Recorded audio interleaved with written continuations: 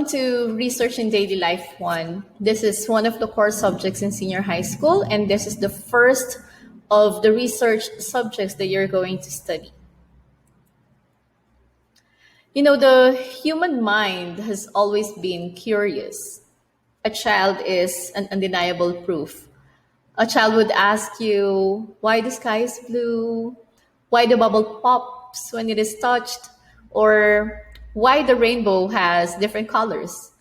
In this context of philosophy, a human person continues to look for answers to so many questions, and most of them are difficult ones. We never stop until we find an answer.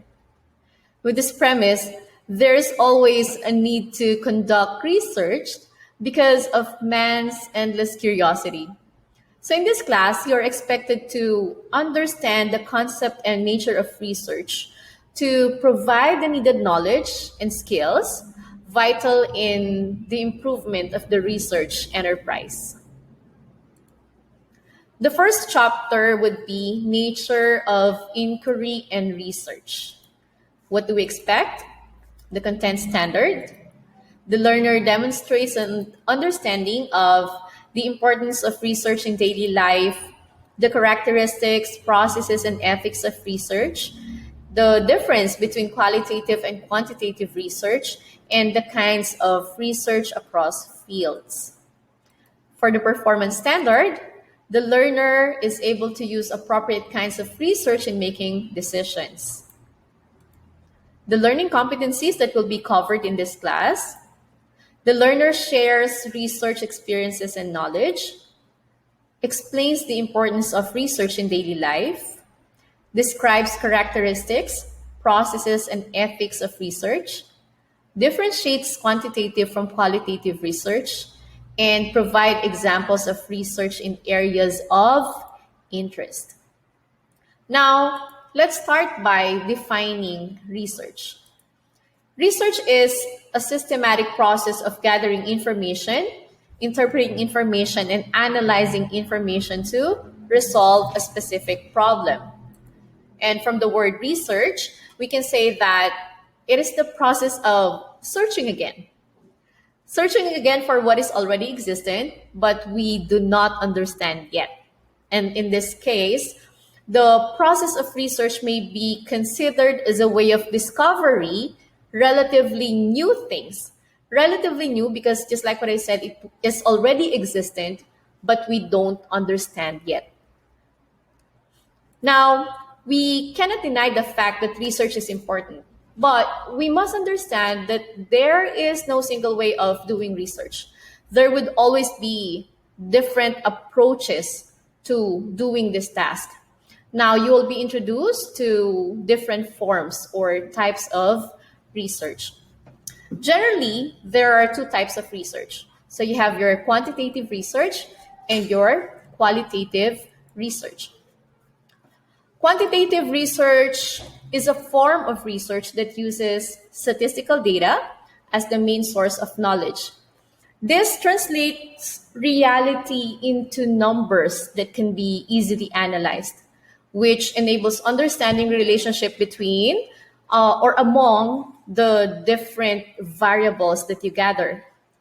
This is more common in physical science and natural sciences because there is a higher degree of control required when you do the research.